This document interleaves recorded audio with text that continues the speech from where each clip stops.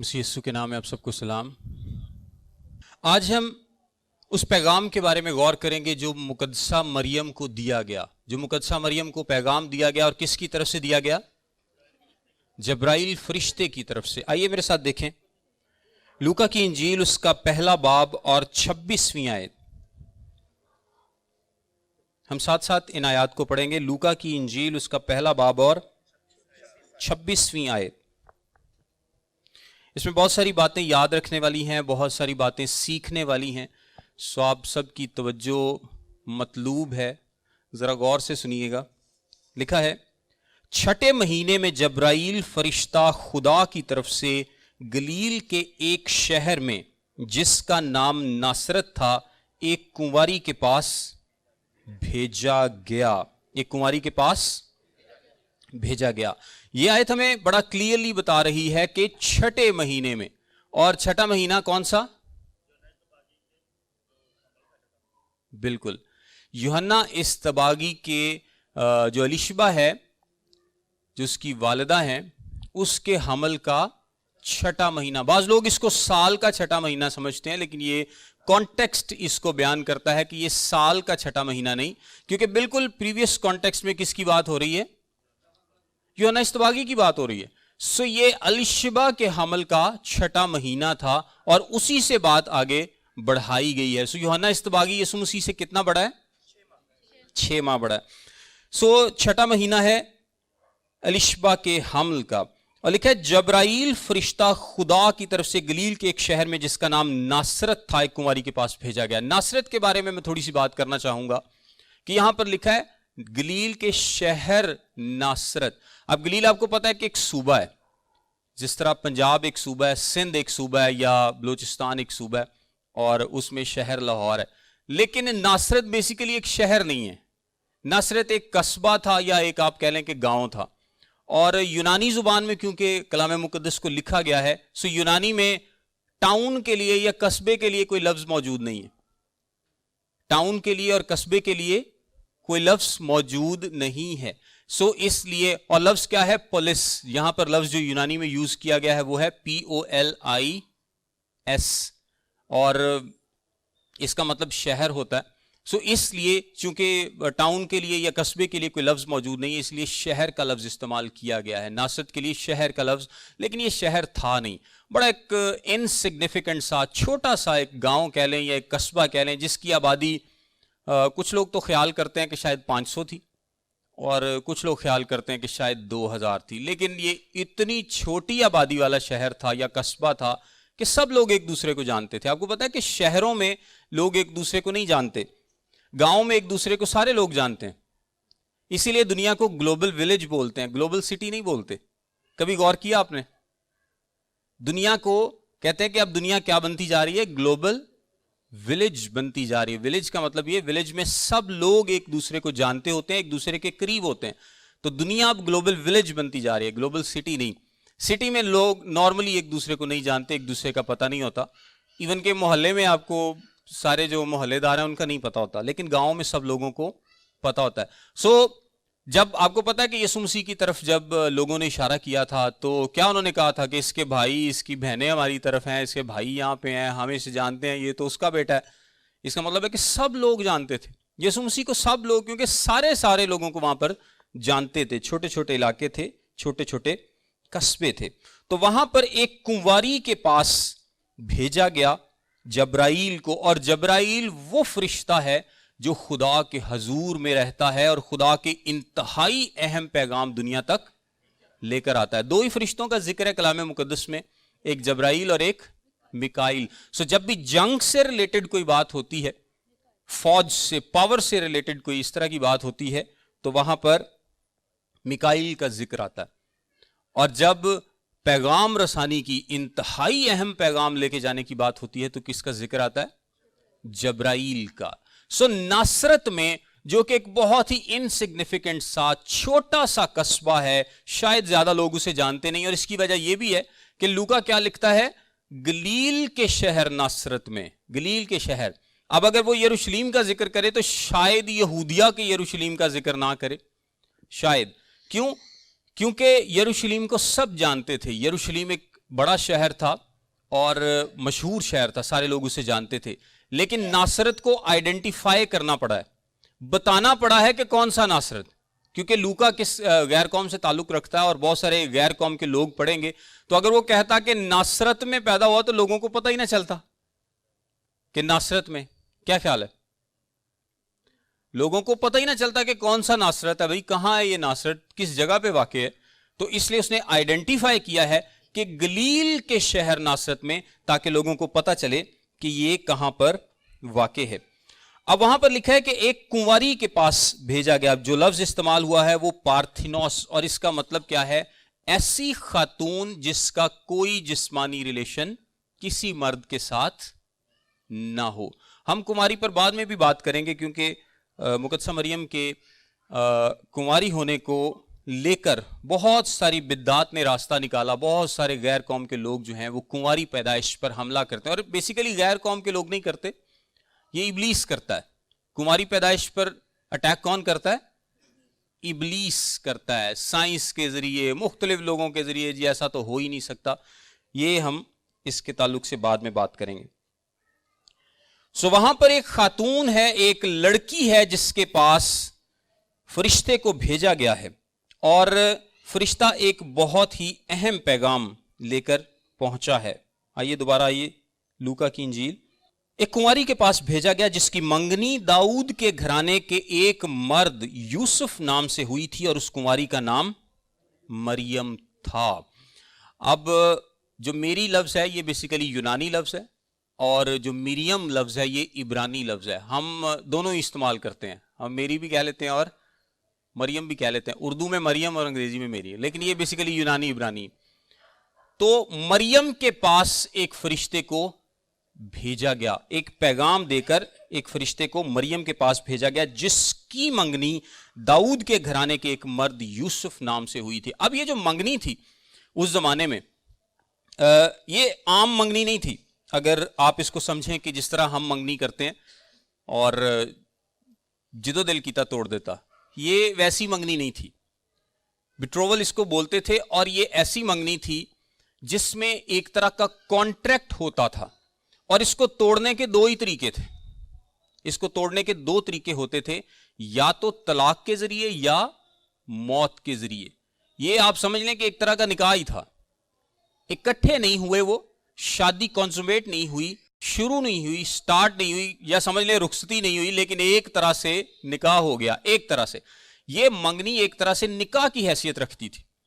اور اس میں کیا ہوتا تھا کہ آپ یا تو مرد مر جائے تو وہ بیوہ کہلاتی تھی, اور اگر وہ منگنی مرد توڑ دے تو وہ طلاق یافتہ کہلاتی تھی. اس کی اتنی امپورٹنس تھی, اتنی اہمیت تھی. یہ کوئی عام منگنی نہیں تھی. اسی لیے یوسف نے کیا سوچا؟ چپکے سے چھوڑ دینے کا ارادہ کیا. جب اس کو پتا چلتا ہے تو وہ طلاق دینے کی بات کرتا ہے. وہ کس کی بات کرتا ہے؟ طلاق دینے کی. حالانکہ شریعت اس کو اجازت دیتی ہے کہ اگر کسی عورت کے بارے میں پتا چلے کہ وہ حمل سے ہے, اپنی شادی سے پہلے یا اپنے خامند کے پاس جانے سے پہلے وہ حمل سے ہے, تو شریعت اس بات کی اجازت دیتی تھی کہ وہ اسے سنگسار کروا سکتا تھا. یوسف کیا کروا سکتا تھا؟ سنگسار کروا سکتا تھا. وہ جا کے سب لوگوں کو بتاتا کہ یہ حمل سے ہے, اور اس کی چونکہ میرے ساتھ منگنی ہو چکی ہے, لہذا ایک طرح سے یہ میری بیوی ہے, ابھی آئی نہیں. اس نے اپنے آپ کو پاکیزہ ثابت نہیں کیا, سو اس کو شریعت کے مطابق کیا کیا جائے؟ سنگسار کیا جائے. لیکن یہودی لوگوں نے ایک اور طریقہ نکال رکھا تھا. وقت کے ساتھ ساتھ انہوں نے ایک اور طریقہ نکال لیا کہ آپ شرعی لحاظ سے اس کا حل نہ کریں, چپکے سے طلاق دے دیں. اگر آپ کو کسی لڑکی پر شک ہے, یا کوئی لڑکی بے ایمان نکلی ہے یا وفادار نہیں نکلی, تو آپ اس کو طلاق دے دیں, چھوڑ دیں. اور یوسف چونکہ محبت کرتا ہے مریم سے, سو اس نے یہ والا راستہ اختیار کیا. اس کے پاس دونوں راستے موجود تھے, لیکن چونکہ وہ خود بھی ایک راست باز شخص تھا, سو اس نے کون سا راستہ اختیار کیا؟ اس نے کہا میں چپکے سے اس کو طلاق دے دوں گا, اس کو چھوڑ دوں گا, لیکن اس کو سنگسار نہیں کرواؤں گا. آلدو وہ یہ آپشن چن سکتا تھا. سو اب جب ان کی منگنی ہوئی اور ان کے 27ویں آیت دیکھیں, جس کی منگنی داؤد کے گھرانے کے ایک مرد یوسف نام سے ہوئی تھی, اور اس کنواری کا نام مریم تھا. اب مریم اور یوسف دونوں کا تعلق کس قبیلے سے ہے؟ داؤد کے، یہودا کے، داؤد کی نسل سے ہیں اور یہودا کے قبیلے سے دونوں کا تعلق ہے. اور یوسف کا ذکر یہاں پر اس لیے ضروری ہے کیونکہ یوسف یسوع کا قانونی باپ تھا. یوسف کون تھا؟ یسوع کا قانونی باپ ہے، کیونکہ یسوع مسیح داؤد کی نسل سے ہے. قانونی طور پر یسوع مسیح کو بادشاہی کس کے وسیلے سے ملتی ہے؟ کس لائن کے تھرو؟ یوسف کے. اور رائل بلڈ کس کی طرف سے ملتا ہے؟ مقدسہ مریم کے تھرو، کیونکہ وہ بھی داؤد کی نسل سے ہے اور یوسف بھی داؤد کی نسل سے. سو بات اگر آپ ٹائٹل کی بات کریں کہ جی میرے پاس یہ ٹائٹل آیا کہاں سے، کس نے مجھے حق بخشا کہ میں داؤد کے قبیلے سے بادشاہی کو انہیرٹ کر سکوں، تو وہ یوسف کی لڑی سے ہے. یوسف چونکہ داؤد کے قبیلے سے ہے، سو یہ ٹائٹل جو ہے دنیاوی طور پر جس کو ہم نسب نامے کے تھرو لے کر آ رہے ہیں، یہ کس کی وجہ سے ملا ہے؟ یوسف کی وجہ سے. لیکن وہ رائل بلڈ بھی داؤد کا ہی ہے. کیوں؟ کیونکہ مریم کا تعلق بھی داؤد کے قبیلے، داؤد کے خاندان سے ہی تھا. اور جو متی کی انجیل میں نسب نامہ لکھا ہے یہ یوسف کا ہے، اور جو لوکا کی انجیل میں نسب نامہ لکھا ہے یہ مقدسہ مریم کا ہے. نسب نامے پر ہم بعد میں ڈیٹیل میں بات کریں گے کیونکہ ساری چیزیں ایک ساتھ کور نہیں ہو سکتی. سو لکھا ہے کہ اور فرشتے نے اس کے پاس اندر آ کر کہا، سلام تجھ کو جس پر فضل ہوا ہے، خداوند تیرے ساتھ ہے. یہ بڑی غور طلب بات ہے. فرشتہ اس کے پاس آیا ہے، لکھا ہے اندر آ کر کہا. اس کا مطلب ہے کہ میں بھی جس وقت فرشتہ آیا ہے اس وقت گھر میں کوئی نہیں تھا. مقدسہ مریم گھر میں اکیلی تھی، اور وہ کیا کر رہی ہوگی؟ میں بھی کوئی گھر کے کام کاج کر رہی ہوگی. اور اس زمانے میں آپ کو پتا ہے کہ لڑکی لڑکے کی شادی کی عمر کیا تھی؟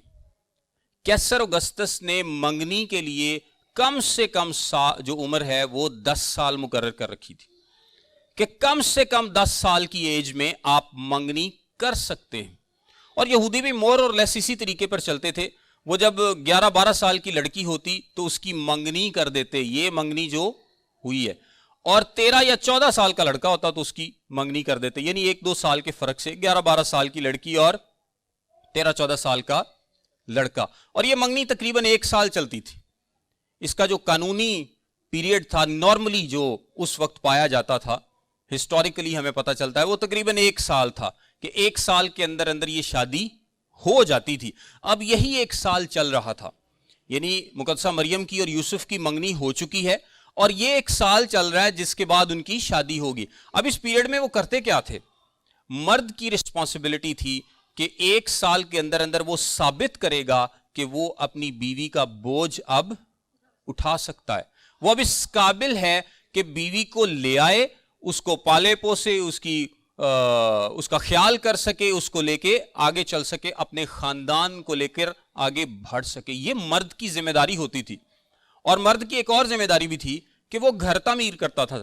شادی سے پہلے گھر تعمیر کرتا تھا، اور یہ گھر نارملی الگ گھر نہیں بلکہ ایک اسی گھر میں ایکسٹینشن تعمیر کرتا تھا. یعنی آپ سمجھ لیں کہ کمرہ بنا لیتا تھا. اب بھی ویسے گاؤں میں، شہروں میں بھی ایسے ہوتا ہے کہ جی منڈے ویاہی جاندے نے، ایک ایک کمرہ پائی جاندے نے. تو یہ مور اور لیس ایسا ہی حساب ہے. اگر آپ کا اپنا گھر ہو تو اب اس کی شادی کرنی ہے، اب اس کا کمرہ بنا دیں، اس کی شادی کرنی ہے، اس کا کوئی زیادہ تھوڑا کھاتا پیتا تو پورا فلور بنا دیتا ہے، اس سے زیادہ کھاتا پیتا تو پورا گھر ہی لے دیتا ہے. تو اس زمانے میں بھی ایسے ہی تھا. مرد کیا کرتا تھا؟ ایک رہائش تیار کرتا تھا اس آنے والی لڑکی کے لیے یا اپنی بیوی کے لیے. اور عورت کیا کرتی تھی؟ عورت اپنے آپ کو پاک پاکیزہ ثابت کرتی تھی کہ اس دوران اس کا کسی سے کوئی تعلق نہیں ہے. جیسے ہی وہ بلوغت کی عمر کو پہنچتے تھے، نارملی لڑکے تھوڑی دیر میں، لڑکیاں تھوڑی سی پہلے، اس لیے جب ان کی منگنی کر دی جاتی تھی تو وہ 1 2 3 سال کے اندر اندر ان کی شادی کر دیتے تھے تاکہ جب وہ لڑکے کو لڑکی حوالے کریں تو وہ ثبوت دے سکیں کہ ہم نے تمہیں بالکل پاکیزہ لڑکی تمہارے حوالے کی ہے. اب یہ تمہاری ذمہ داری ہے. اب یہ کس کی ذمہ داری ہے؟ مرد کی ذمہ داری ہے.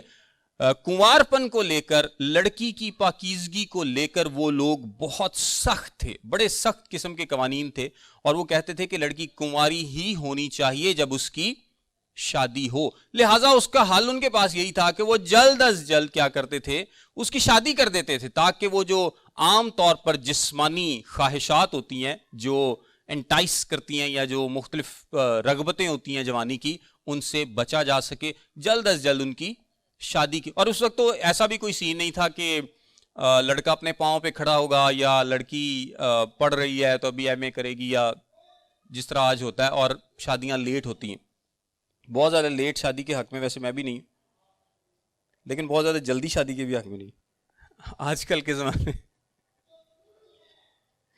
سو بیسیکلی یہ وہ پیریڈ ہے جو گزر رہا ہے, اور یہی اندازہ لگایا جاتا ہے کہ زیادہ سے زیادہ کو 12-13 سال کی تھی مقدسہ مریم کی عمر, اور زیادہ سے زیادہ کو 13-14-15 سال کی یوسف کی عمر تھی. اور جو کیتھولک ٹریڈیشن ہے وہ یوسف کو بہت بوڑھا دکھاتے ہیں, اور بعض تو اس کو طلاق یافتہ اور بچوں والا بھی دکھاتے ہیں, لیکن اس کا کوئی ثبوت ہسٹوریکلی نہیں ملتا کہ مقدسہ, اور ہوتا بھی نہیں تھا نارملی, ایسا نارملی ہوتا بھی نہیں تھا, اور کوئی ہسٹوریکلی ثبوت بھی نہیں ملتا کہ اس طرح سے ہوا تھا کہ یوسف جو تھا وہ ایک بہت بوڑھا شخص تھا یا اس کے جناب پہلے سے اولاد تھی. اور صرف وہ آپ کو پتا ہے کہ وہ جو کیتھولک ٹریڈیشن ہے, جو کیتھولک فرقہ ہے, وہ مقدسہ مریم کے ہمیشہ ہی کنوارپن پر یقین کرتے ہیں کہ مقدسہ مریم سے کبھی کوئی اولاد یسوع مسیح کے بعد بھی نہیں ہوئی. لیکن پروٹسٹنٹ جو سوچ ہے, فکر ہے, اور جو نظریہ ہے وہ یہ ہے, یسوع مسیح کے 4 بھائی تھے جن کا کلام مقدس میں بارہا ذکر کیا گیا ہے, مرکز کی انجیل میں بھی, متی کی انجیل میں بھی, اعمال میں بھی, اور ایون کہ یعقوب اور یہودا کے جو خطوط ہیں وہ بھی کہا جاتا ہے کہ یسوع مسیح کے بھائیوں نے لکھے تھے. جب ہم نسب نامے پر بات کریں گے تو اس پر ہم بعد میں بات کر لیں گے. اچھا, فرشتہ آیا. اب فرشتے نے کہا کیا؟ آئیے لوکا پر واپس آتے ہیں. لیکن فرشتے نے اس کے پاس اندر آ کر کہا, سلام تجھ کو جس پر فضل ہوا ہے, خداوند تیرے ساتھ ہے. یہ بڑی امپورٹنٹ آیت ہے, اور آپ کو پتہ ہے کہ اس آیت پہ پوری تھیولوجی بلڈ کی ہے کیتھولک جو فرقہ ہے اس نے. وہ کیا پڑھتے ہیں؟ جس پر فضل ہوا کو وہ کیا پڑھتے ہیں؟ سلام مریم پر فضل خداوند تیرے ساتھ. پر فضل کا مطلب کیا ہے؟ پر فضل کا مطلب یہ ہے کہ فضل سے بھری ہوئی یا فضل سے معمور یا بھرپور. اب اگر مقدسہ مریم فضل سے بھری ہے یا معمور ہے تو اس کا مطلب یہ ہے کہ وہ فضل ڈسپینس بھی کر سکتی ہے, فضل دے بھی سکتی ہے. اور ہم اس بات پر یقین رکھتے ہیں, ایمان رکھتے ہیں, پختہ ایمان رکھتے ہیں کہ خدا کے علاوہ کوئی فضل نہیں بخش سکتا, خدا کے علاوہ کوئی فضل نہیں بخش سکتا. صرف اور صرف خدا ہے جو فضل کسی پر کر سکتا ہے, جو فضل بخش سکتا ہے. سو جب ہم کہتے ہیں کہ پر فضل خداوند تیرے ساتھ ہے تو اس کا مطلب ہے کہ مقدسہ مریم فضل سے معمور ہے یا وہ فضل دے سکتی ہے. لیکن اس کا صحیح ترجمہ کیا ہے؟ جس پر فضل ہوا, جس پر فضل ہوا. اگر مقدسہ مریم پر فضل نہیں, اور فضل کی ضرورت کس کو ہے ویسے؟ ہر کسی کو, ہر شخص کو فضل کی ضرورت ہے. کلام کیا کہتا ہے؟ سب نے گناہ کیا اور خدا کے جلال سے محروم ہے. سب نے گناہ کیا. اگر کسی کو فضل کی ضرورت نہیں ہے تو وہ اور خدا ایک برابر سن لیس. اگر مخلوقات میں سے, انسانوں میں سے کسی نے گناہ نہیں کیا, یا اس کو فضل کی ضرورت نہیں ہے, یا اس کو نجات کی ضرورت نہیں ہے, تو پھر یسوع مسیح کے ساتھ اس کی شخصیت کیا ہو جاتی ہے؟ برابر ہو جاتی ہے.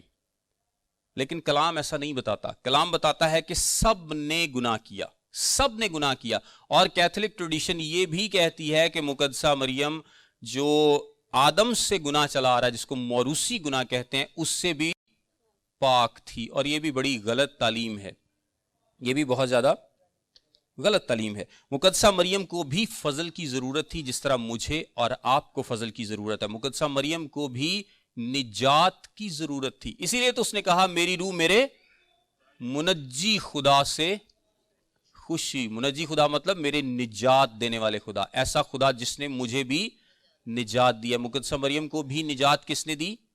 خدا نے دی. یسوع کا کفارہ مقدسہ مریم پر بھی اپلیکیبل ہے, آپ پر بھی اپلیکیبل ہے. ٹھیک ہے. لکھا وہ اس کلام سے بہت گھبرا گئی اور سوچنے لگی یہ کیسا سلام ہے. فرشتے نے اس سے کہا ہے مریم خوف نہ کر کیونکہ خدا کی طرف سے تجھ پر فضل ہوا ہے. خدا کی طرف سے تجھ پر فضل ہوا ہے. اب ظاہری سی بات ہے, ہم پہلے بھی ڈسکس کر چکے ہیں کہ اگر کوئی بھی آسمانی مخلوق کسی انسان پر ظاہر ہو تو وہ تو گھبرائے گئی, اور یہاں تو ایک چھوٹی سی بچی ہے اور وہ شاید بہت کچھ جانتی بھی نہیں ہے اور بہت زیادہ اس کا تجربہ بھی نہیں ہوگا, لیکن جب اس نے اس آسمانی مخلوق کو دیکھا جس نے انسانی آواز میں اس کو پکارا تو وہ کیا ہوا؟ گھبرا گئی, پریشان ہو گئی کہ یہ کیسا سلام ہے. اور وہ پوچھتی ہے کہ میں تو کسی مرد کو جانتی تک نہیں, جب میں کسی مرد کو جانتی نہیں تو یہ کیسے ہو سکتا ہے, یہ کیسے ہو سکتا ہے جو یہ فرشتہ کہہ رہا ہے. اور یہ بھی ہم ڈسکس کر چکے ہیں کہ سینکڑوں سال گزر گئے تھے کبھی کسی نے فرشتہ نہیں دیکھا تھا. جب بنی اسرائیل کی پرانی ہسٹری تھی تو میں بھی لوگ بتاتے ہوں کہ فلاں نبی ہے, یہاں پر ایک الیشا نبی ہے یا ایلیا نبی ہے, فلاں خادم ہے, فلاں نبی ہے, اس پر فرشتے ظاہر ہوتے ہیں, تو کوئی نہ کوئی تو ڈسکشن ہوتی ہوگی فرشتوں کی. لیکن اب جب کہ مریم کے اوپر فرشتہ ظاہر ہوا ہے تو اس سے پہلے صرف ایک ظہور فرشتے کا ہوا, اور وہ کس پر ہے؟ زکریا پر. اور وہ کس پر ہے؟ زکریا پر. وہ حالے دسن جو گئی نہیں گا, زکریا کو تو چپ کرا دیا گیا نا, وہ تو بتانے جو گئی نہیں ہے ابھی کہ کیا ہوا اس کے ساتھ, وہ تو جب اس کی زبان کھلے گی تب وہ بتائے گا. بہرحال لکھا ہے دیکھ تو حاملہ ہوگی اور تیرے بیٹا ہوگا, اس کا نام یسوع رکھنا, وہ بزرگ ہوگا اور خدا تعالیٰ کا بیٹا کہلائے گا, اور خداوند خدا اس کے باپ داؤد کا تخت اسے دے گا, اور وہ یعقوب کے گھرانے پر ابد تک بادشاہی کرے گا, اور اس کی بادشاہی کا آخر نہ ہوگا. یہ جو فرشتے نے یسوع مسیح کے بارے میں چند باتیں کی ہیں, میں چاہتا ہوں کہ ہم اس پر غور کریں. فرشتے نے کہا ہے سب سے پہلی بات تیرے بیٹا ہوگا, اس کا نام یسوع رکھنا. پہلی بات کیا ہے؟ اس کا نام یسوع رکھنا. دوسری بات کیا ہے؟ وہ بزرگ ہوگا, وہ بزرگ ہوگا. تیسری بات کیا ہے؟ اور خدا تعالیٰ کا بیٹا کہلائے گا. تیسری بات کیا ہے؟ خدا تعالیٰ کا بیٹا کہلائے گا. اور چوتھی بات کیا ہے؟ اور خداوند خدا اس کے باپ داؤد کا تخت اسے دے گا, اور وہ یعقوب کے گھرانے پر ابد تک بادشاہی کرے گا, اور اس کی بادشاہی کا آخر نہ ہوگا. یہ 3-4 باتیں یسوع مسیح کی پوری زندگی کا خلاصہ بیان کرتی ہیں.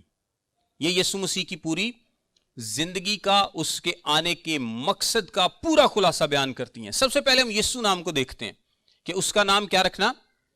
یسوع رکھنا. اب یسوع کا کیا مطلب ہے؟ یسوع یشوا یا جوشوا, اس کا کیا مطلب تھا؟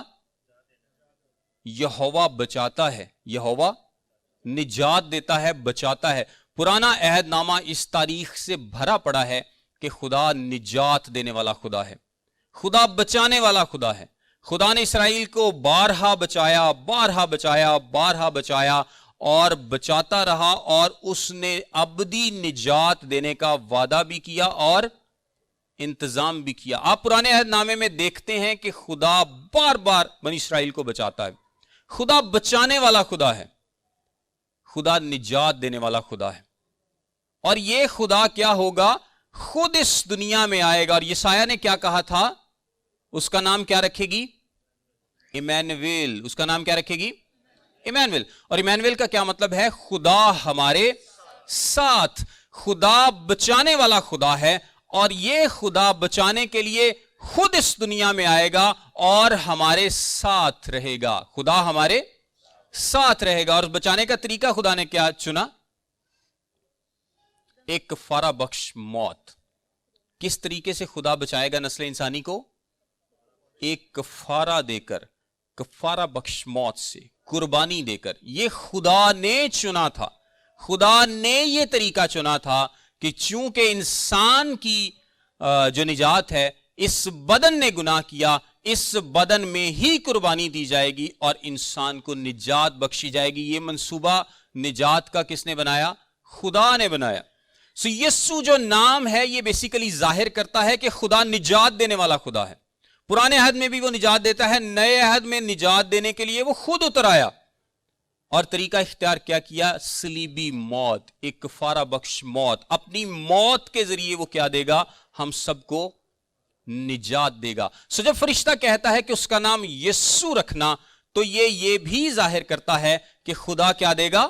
نجات دے گا. اور کس طریقے سے دے گا؟ اپنی موت سے دے گا، صلیبی موت سے دے گا. یہ بھی اسی نام کے اندر پنہا ہے، یہ بھی اسی نام کے اندر پنہا ہے. اب دوسری بات لکھا ہے کہ وہ بزرگ ہوگا. وہ کیا ہوگا؟ بزرگ ہوگا. اچھا، جب یوحنا کے بارے میں بات کی گئی نا، تو وہاں پر لکھا ہے کہ وہ خدا کی نظر میں بزرگ ہوگا یا بڑا ہوگا. یسوع مسیح کے بارے میں یہ نہیں لکھا خدا کی نظر میں بزرگ ہوگا. یسوع کے بارے میں لکھا ہے کہ وہ بزرگ ہوگا. وہ کیا ہوگا؟ بزرگ ہوگا، بڑا ہوگا، گریٹ ہوگا. یعنی یہ بزرگی یسوع کو عطا نہیں کی گئی. غور سے سنیے گا، وہ بزرگ ہوگا، یہ اس کی ذات کا خاصہ ہے، یہ اس کی خصوصیت ہے کہ یسوع کیا ہے؟ بزرگ ہے. وہ بڑا ہے، اس کو بزرگی دی نہیں گئی. انسانوں کو بزرگی کیا جاتا ہے؟ دی جاتی ہے، خدا کی طرف سے عطا کی جاتی ہے، خدا کا رحم اور فضل ہوتا ہے. لیکن یسوع کیا ہے؟ بزرگ ہے، بڑا ہے، گریٹ. یعنی یہ اس کی ذات کا حصہ ہے کہ وہ کیا ہے؟ بزرگ ہے، وہ بڑا ہے. اس کو کسی نے بزرگی دی نہیں ہے، بلکہ وہ بزرگ ہے. آئیے میرے ساتھ یوحنا کی انجیل، میں ایک بڑا زبردست کنیکشن بتاتا ہوں آپ کو.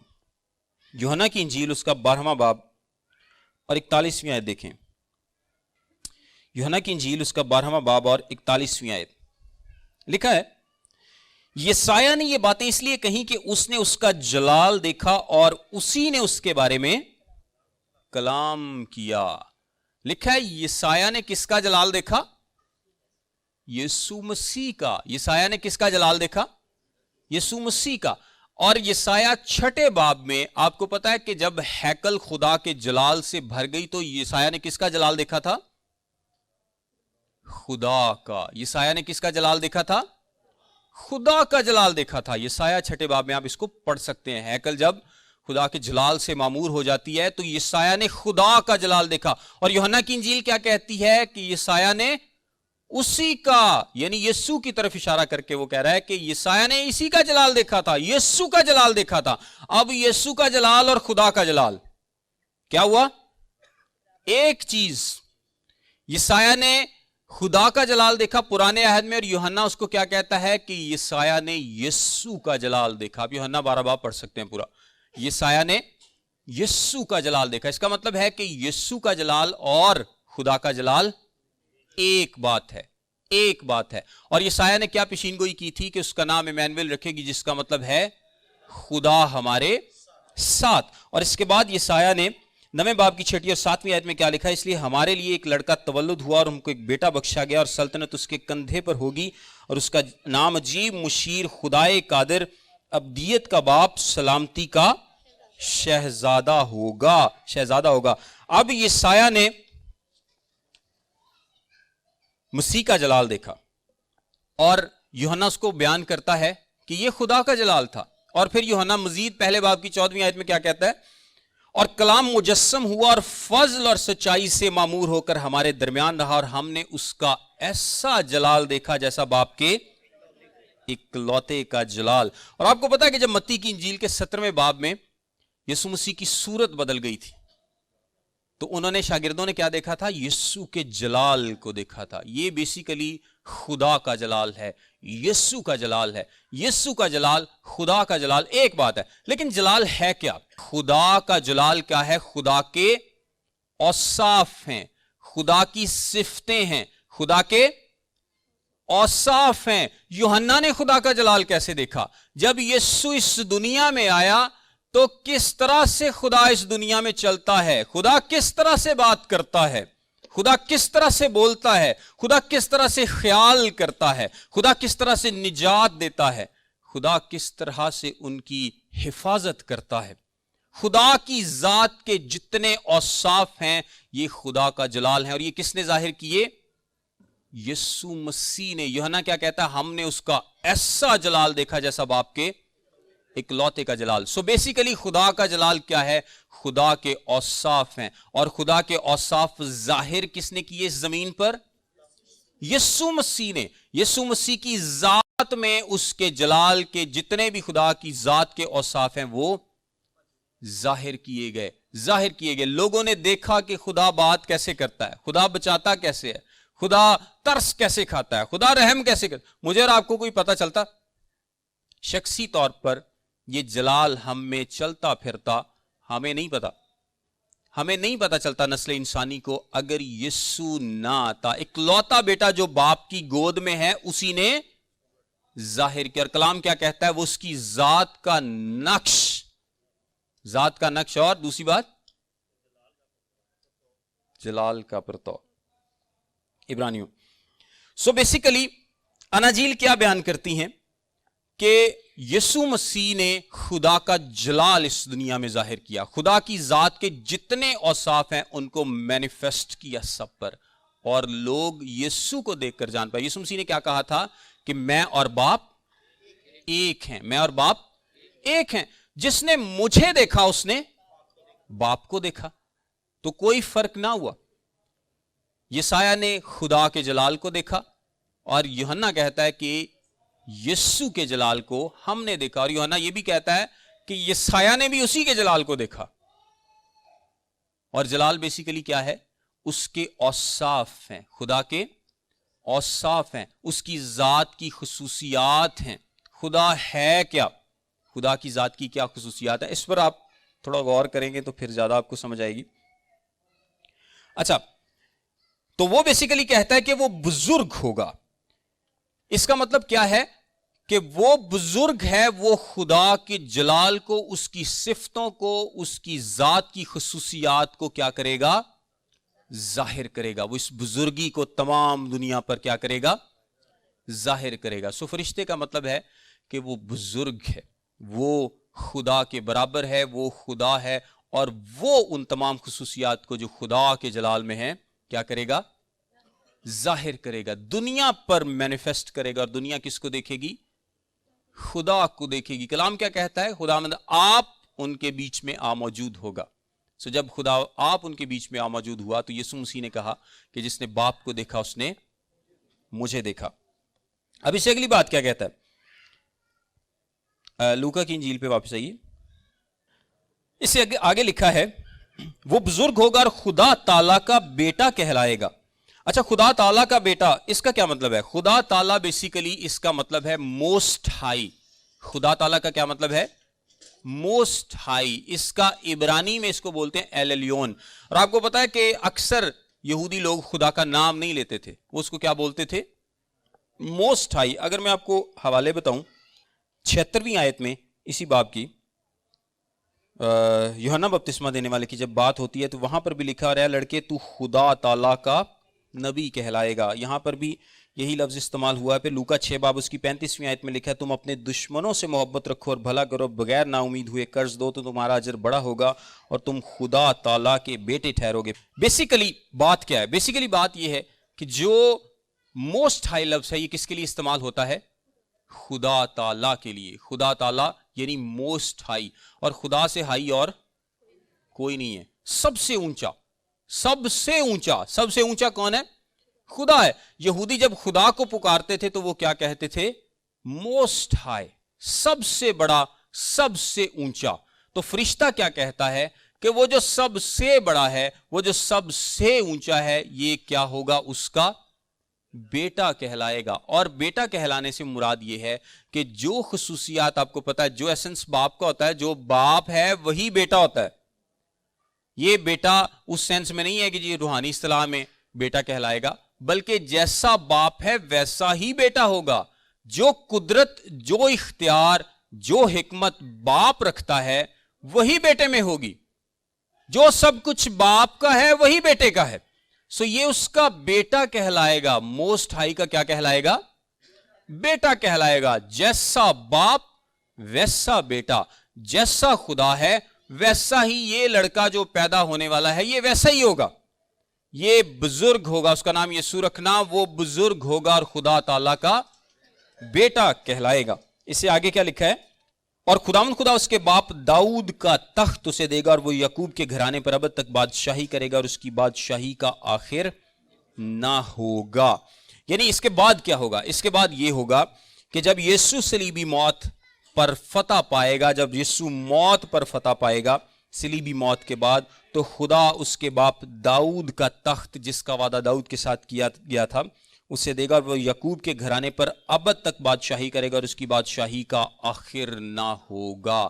اس میں سیکنڈ کمنگ کی بھی بات ہے کہ یسوع مسیح ہمیشہ بادشاہی کرنے کے لیے آئے گا، یہ تخت اسے ملے گا اور وہ ہمیشہ بادشاہی کرے گا. یعنی آپ دیکھیں کہ فرشتے کے اس پیغام میں صرف ایک دو بات نہیں ہے، اس نے اس کی موت کا ذکر کیا. یعنی یسوع نام رکھنا، یسوع نام رکھنا مطلب کہ یہوہ بچاتا ہے، خدا بچاتا ہے، وہ بچائے گا، اور یہ اس کی موت کو بھی ظاہر کرتا ہے. کیونکہ بچائے گا وہ کس طریقے سے؟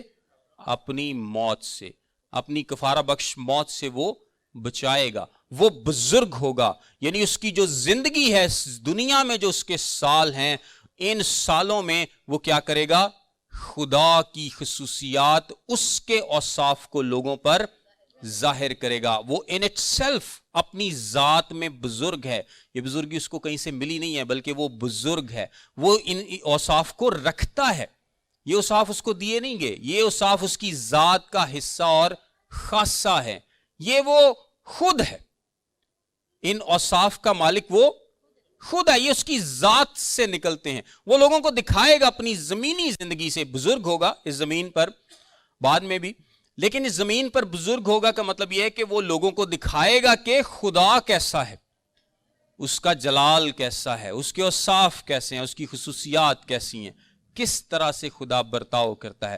اس کی جو بھی بات ہے وہ خدا کو ظاہر کرے گی. اور اس کے بعد وہ خدا تعالیٰ کا بیٹا کہلائے گا، اور اس کے بعد اس کی سیکنڈ کمنگ کا ذکر ہے کہ اس کی بادشاہی کا آخر نہ ہوگا. سو فرشتے کے اس پیغام نے سارے پہلوؤں کو بیان کیا.